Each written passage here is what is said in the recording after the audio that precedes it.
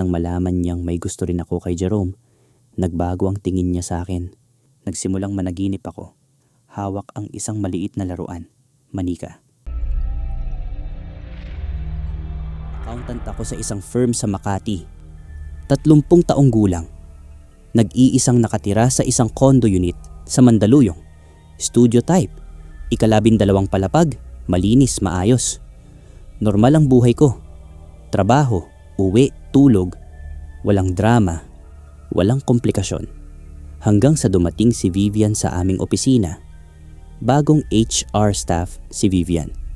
31, galing Visayas, maganda, at laging nakangiti. Mabilis siyang naging popular sa opisina, masayahin, madaling kausap, laging may daladalang pagkain para sa lahat. Naging magkaibigan kami agad. Lunch partner, kapwa OT kapag deadline, nagkukwentuhan sa pantry.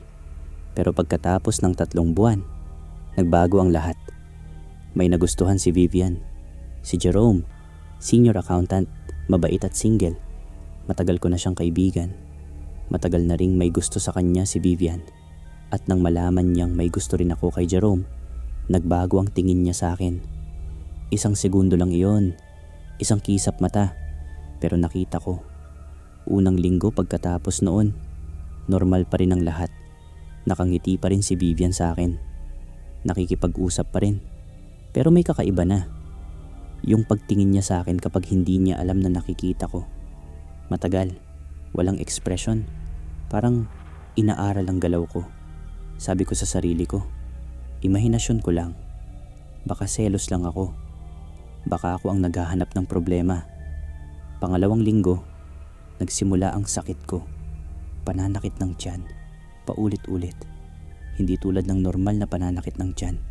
Mas malalim, mas masakit. Parang may kumukurot sa loob. Pumunta ako sa doktor.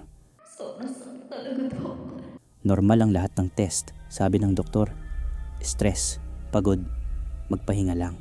3 linggo, nagsimulang managinip ako. Iisang panaginip, paulit-ulit. May babaeng nakasuot ng pulang damit. Hindi ko makita ang mukha, laging nakaharap ang likod niya. Nakatayo sa gitna ng isang madilim na kwarto. Hawak ang isang maliit na laruan, manika. Manika na may kaparehong damit sa akin, yung asul na blouse na lagi ko suot sa trabaho. At ang manika may karayong, nakatusok sa tiyan. Nagigising ako sa bawat panaginip na nanginginig at pawisan. Ikinuwento ko ang panaginip sa pinsan ko na si Gina, taga Cebu. May karanasan na sa ganitong bagay. Nang marinig niya ang detalye, ang babaeng nakasuot ng pula, ang manika, ang karayom, tumigil siya sa pakikinig. May kaaway ka ba ngayon? Tanong niya. Nag-isip ako. Kaaway? Malakas na sagot ko. Naisip ko si Vivian. Yung pagkakatingin niya, yung pagbabago niya. Pagkatapos, malaman ang tungkol kay Jerome. May isang tao, sabi ko. Sa trabaho. Babae? Oo. Galing Visayas. Matagal nakatahimikan sa telepono. Mag-ingat ka, sabi niya. Huwag kang tatanggap ng pagkain o inumin mula sa kanya. Huwag kang magsusuot ng damit na ibinigay niya sa iyo. At ito ang pinaka-importante. Huwag mong hayaang makapasok siya sa iyong bahay. Pero Gina, hindi ko natapos ang salita nang itinuloy ni Gina ang kanyang sinasabi. Pakinggan mo ako. 1 beses lang kita babalaan ng ganito. Sinubukan kong sundin ang sinabi ni Gina. Pero mahirap kapag magkasamang nagtatrabaho kayo. Mahirap kapag nakangiti pa rin siya sa iyo. Mahirap kapag hindi mo mapatunayan ang kahit anong bagay. Biyernes ng hapon, birthday ni Vivian. Nagdala siya ng cake sa opisina para sa lahat. Masaya ang lahat, kumakain, nagtatawanan. Ayaw ko kumain, pero nakita niya na hindi ako kumukuha. Hindi ka ba kakain? Sabi niya. Nakangiti pa rin. Normal na ngiti. Ayaw ko muna ng matamis ngayon, sabi ko. Uy, birthday ko ha. Masama naman kung hindi ka kakain. Lahat nakatingin sa amin. Awkward na kung hindi pa ako kakain.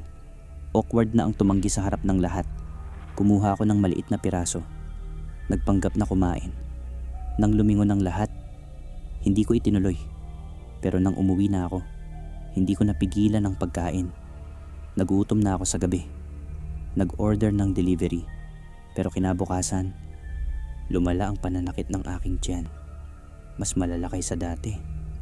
At ang panaginip, mas maliwanag na. Mas malapit na ang babae sa pula. Mas malinaw na ang manika. Sa panaginip na iyon, unang pagkakataon, lumingon ang babae. Mukha ni Vivian. Umalis ako sa trabaho ng maaga. Sinabi kong may sakit ako. Totoo naman. Tumawag ako agad kay Gina. Kinuwento ko ang panaginip. Ang mukha ni Vivian, ang manika, ang karayom. Pumunta ka sa akin, sabi niya agad. Ngayon, dalhin mo ang lahat ng damit na suot mo sa trabaho ngayong linggo.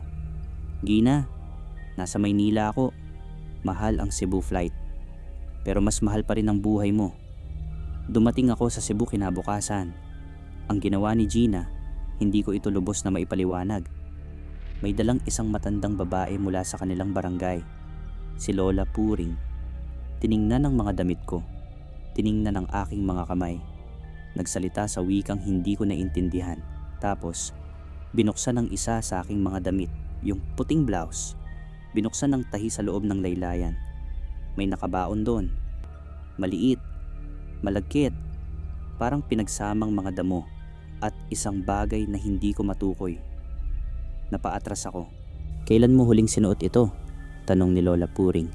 Nag-isip ako. Isang linggo na ang nakakaraan. Nang mag-meeting kami ni Vivian ng kamilang dalawa sa conference room para sa isang proyekto.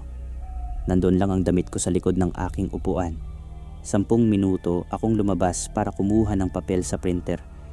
Yung 3 araw ko sa Cebu.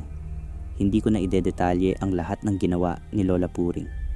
Pero sa 4 araw, wala na ang pananakit ng aking tiyan. Wala na ang panaginip.